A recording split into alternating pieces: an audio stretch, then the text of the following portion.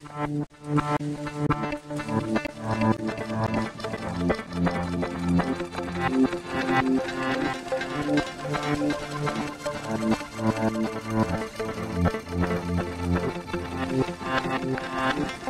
segunda emissão do Primeiro Plano, projeto desenvolvido em parceria pelo Jornal Correio Alentejo e pelo Instituto Politécnico de Beja, falamos com a José Maria Pós de Mina, licenciada em Gestão Financeira pela Universidade do Algarve e pós-graduado em Administração Pública e Desenvolvimento Regional pela Universidade de Évora, lidera a Câmara de Moura desde janeiro de 1998, sempre eleito pela CDU. Ao longo da última década e meia tem desempenhado também vários cargos a nível regional, seja em associações de municípios ou outras instituições. Em março do passado ano de 2012 foi eleito Presidente do Conselho Diretivo da Simbal, a Comunidade Intermunicipal do Baixo Alentejo. É nesse papel que está agora a conversa neste primeiro plano, numa altura em que se está a proceder à extinção da AMBAL, a Associação de Municípios do Baixo Alentejo e Alentejo Litoral, e consequente migração de algumas das suas estruturas para a Simbal. Pergunto-lhe, em primeiro lugar, Presidente, em que ponto se encontra este processo de extinção da AMBAL e consequente passagem de algumas das suas estruturas, serviços na Simbal? Bem, este processo está ainda numa fase, que eu diria que inicial, embora a decisão tenha sido tomada em 2011. Nos últimos tempos foram dados alguns passos no sentido de proceder à extinção, nomeadamente na última Assembleia Intermunicipal da AMBAL foi aprovada a constituição da Comissão Liquidatária, portanto que vai naturalmente desenvolver todas as tarefas que são indispensáveis para a extinção da AMBAL. Há questões que vamos ter que ver relacionadas com as deliberações dos órgãos municipais, as câmaras e assembleias municipais, e depois as questões relacionadas com aquilo que referiu, da migração de atividades, da migração de serviços da AMBAL para a Simbal, processo esse que irá decorrer durante o próximo ano. Sendo um processo iniciado, decidido em 2011, porquê é que se tem demorado tanto tempo? Bem, estes processos são sempre morosos e a principal dificuldade que existe aqui é desde logo a intenção que havia de que passarem as atividades da AMBAL para a Simbal e que a AMBAL tem 18 associados e a Simbal tem 13, enquanto que nas outras regiões do país onde se verificou a extinção das associações de municípios e a passagem para as comunidades intermunicipais havia uma coincidência de municípios. Neste caso há 5 municípios que estão de fora do processo, por exemplo, da Simbal. Isso naturalmente cria aqui alguma dificuldade do ponto de vista da própria consideração e da gestão, por exemplo, daquilo que é o património, o ativo e o passivo da AMBAL. Mas pensamos que, embora o ano de 2013 seja um ano complicado, porque é o ano de final de mandato, mas penso que possam ser dados decisivos nesse caminho de proceder à extinção da AMBAL. Será um processo que poderá ficar concluído em 2013? É isso que está a dizer? Esse era o nosso objetivo. Nós até tínhamos alguma ambição, que era tentar que no primeiro trimestre as questões estivessem clarificadas. Vamos ver se conseguimos atingir esse objetivo, até porque inicialmente a nossa intenção era que o próprio plano de atividades da AMBAL apenas tinha sido que nos escrevesse os primeiros 3 meses. Não foi possível irmos por essa via, portanto temos, digamos assim, um plano normal, mas a ideia é logo que haja condições, portanto, proceder à extinção. Que mais-valia trará este processo para a região, ou seja, o desaparecimento da AMBAL e com a sua passagem de parte das suas estruturas para a Simbal? Bem, aquilo que teve na base da decisão foi evitar uma situação que é um pouco desconfortável neste momento, que é a existência da duplicação de 2 estruturas. Eu, por exemplo, sou Presidente do Conselho Diretivo da AMBAL, sou Presidente do Conselho Executivo de Simbal. Há aspectos e atividades que qualquer das 2 entidades podem desenvolver e, de certa forma, aquilo que já estamos a fazer no que se refere a novos projetos, a novas iniciativas, é que seja a Simbal, portanto, já dar-lhe seguimento, e o objetivo principal é evitar que haja esta duplicação de estruturas, quer a nível do próprio pessoal, quer a nível depois daquilo que exige dos eleitos enquanto dirigentes destas 2 estruturas intermunicipais. Uma das questões deste processo tem que ver com a questão do passivo da AMBAL. Qual é, quanto é e que solução é que poderá ser adotada? Bem, neste momento, portanto, a AMBAL, até o dia de hoje, e de acordo com as últimas contas que foram aprovadas, portanto, a AMBAL tem uma situação equilibrada, uma situação entre o ativo e o passivo equilibrada. É evidente que há situações preocupantes, nomeadamente tem que ver com dívidas também dos municípios da AMBAL. Há aqui uma questão que admito que pode ser polémica ou que pode ser controversa, que é o problema do encerramento da EDAD e daquilo que a Associação AMBAL vai fazer à sua parte do capital da EDAP, se ela fica na AMBAL, se ela passa, se é contabilizada como fazendo parte dos municípios, o que naturalmente afetará, portanto, as contas e a situação da AMBAL. Mas eu diria que não há, desse ponto de vista, grandes motivos para preocupação e esse não será o principal obstáculo ao processo de extinção da AMBAL. E a questão do pessoal também será pacífica? Não haverá pessoal sedentário? Bem, neste momento, o pessoal que existe na AMBAL, nomeadamente, e falo em primeiro lugar do pessoal que esteve ligado à gráfica, portanto, que deixou de exercer a sua atividade, nós neste momento estamos a procurar, em colaboração com outras entidades, no caso da Rede Alentejo, o caso das empresas das águas, estamos a procurar encontrar soluções que permitam a colocação destas pessoas, partindo do princípio que elas neste momento pertencem e integram estruturas intermunicipais, e aí os municípios têm naturalmente uma responsabilidade perante o pessoal. Nós decidimos criar um grupo de trabalho, quer a nível da Comissão Liquidatária, quer também a nível da CIMBAL, para estudar de uma forma detalhada as questões relativamente ao pessoal e depois para apresentar as propostas que correspondam, portanto, a soluções equilibradas. Recentemente a Câmara de Beja assumiu publicamente e de forma oficial uma proposta, a defesa da passagem do património da Assembleia Distrital para o âmbito da CIMBAL. Concorda com essa proposta? Eu não tenho por hábito de entrar em polémicas ou questões que tenham que ver com aquilo que se passa, portanto, em cada uma das câmaras municipais. Mas relativamente a essa uma questão que tem que ver relativamente a essa matéria, tenho que recordar que o Conselho Executivo da CIMBAL, na sua penúltima reunião, antes dessa tomada de posição pública por parte da Câmara de Beja, portanto, deliberou manifestar à Assembleia Distrital a sua disponibilidade para denunciar o património. Portanto, essa posição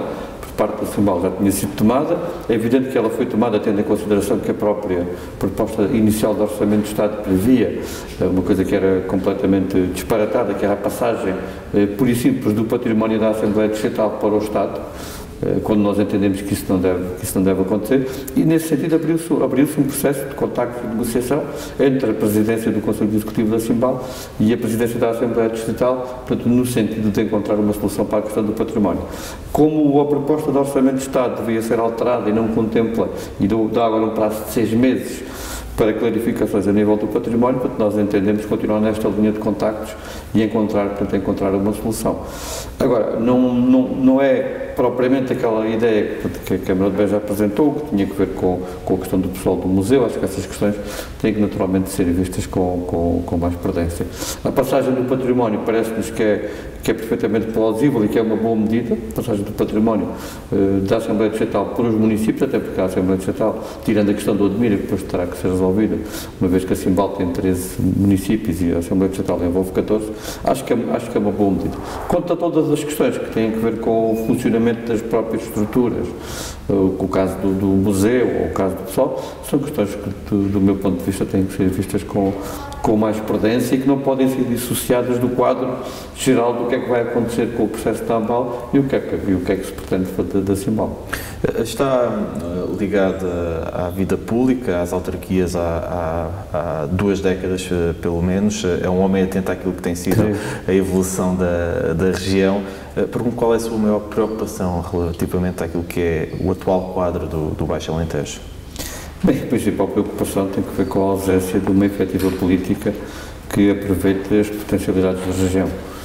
Nós temos tido muitos documentos, muitos projetos, temos os chamados projetos do âncora, mas o que de facto nós verificamos é que as expectativas que foram criadas com muitos destes projetos não se vieram ainda a concretizar. É evidente que houve desenvolvimento, houve evoluções positivas em alguns aspectos, outros nem tanto. Aquilo que se passa com o aeroporto de Beja é naturalmente incompreensível, aquilo que se passa a nível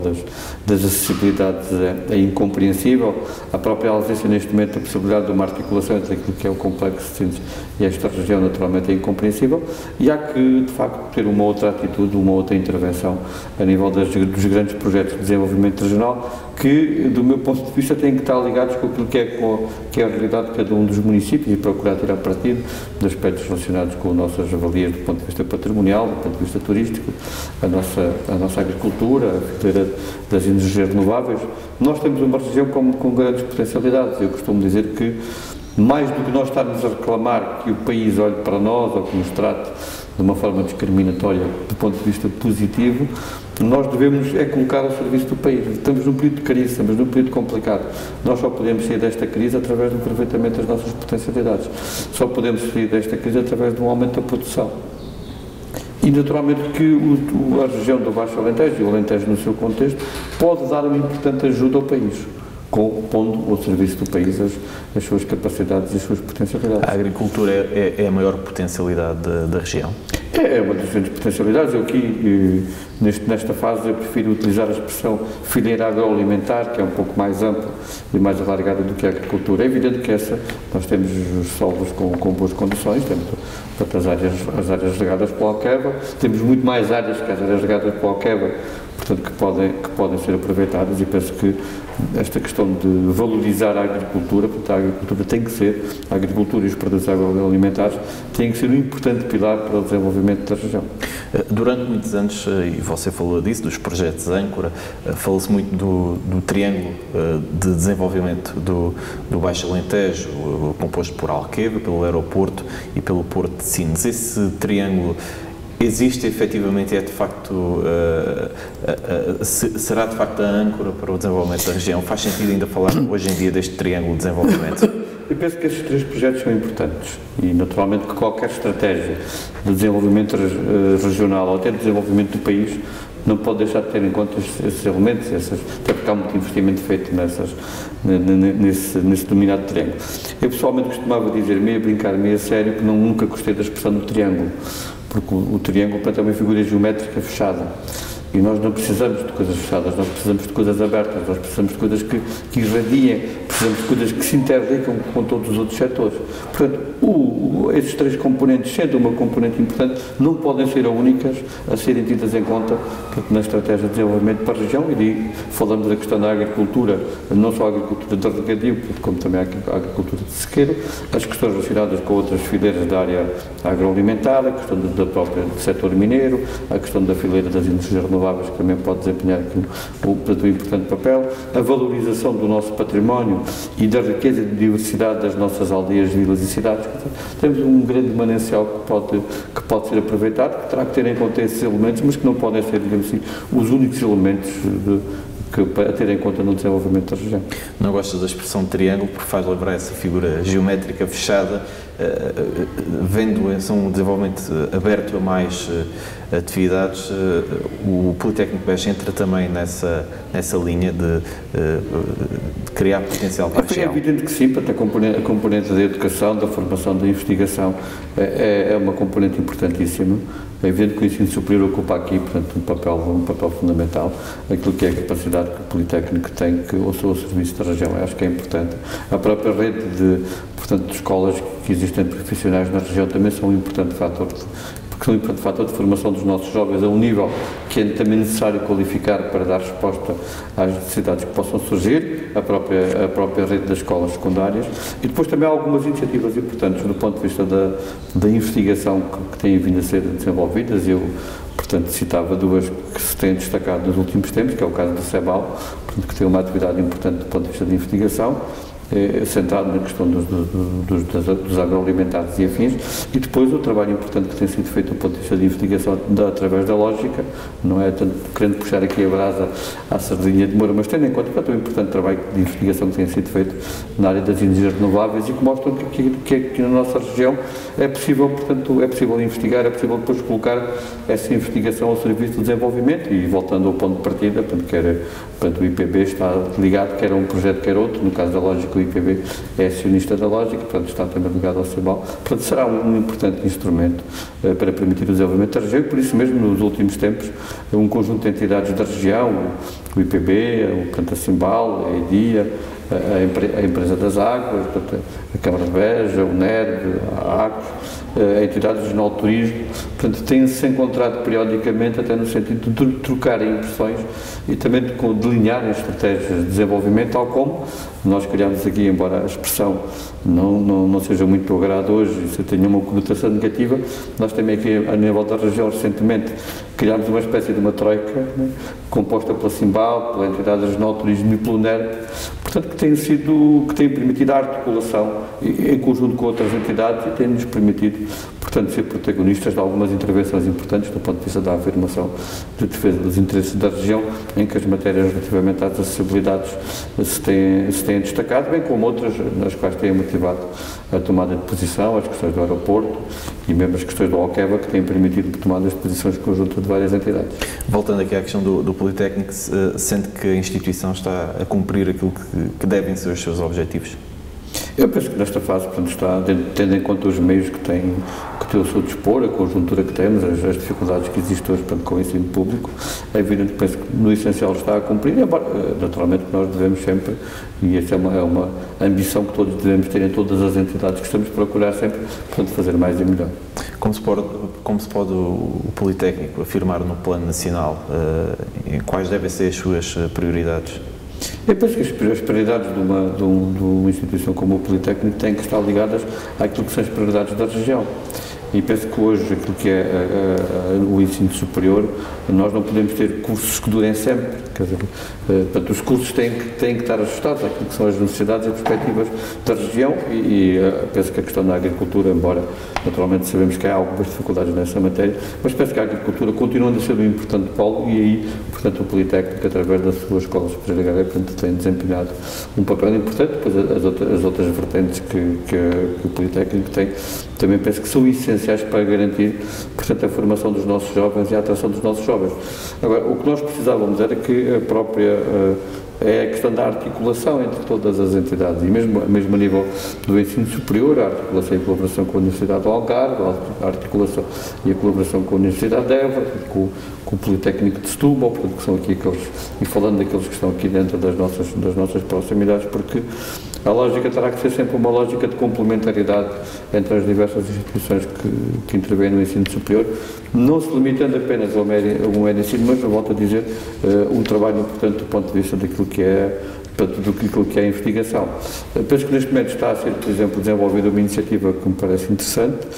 e até vamos ter brevemente, portanto, uma reunião sobre esta matéria, que tem a ver com a articulação entre a Cimbal, o Politécnico de Beja e o Instituto do Território,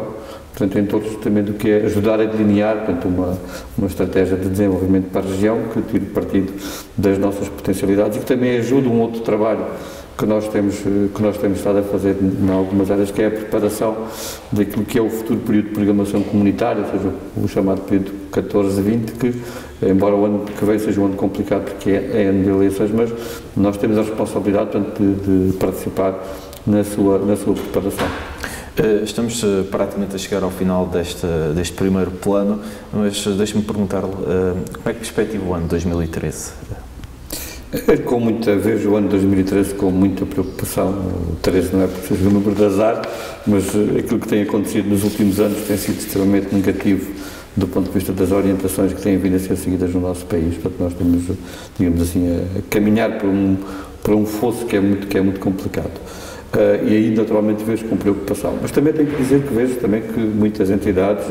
e sobretudo na região, mostram uma grande vontade de afirmação,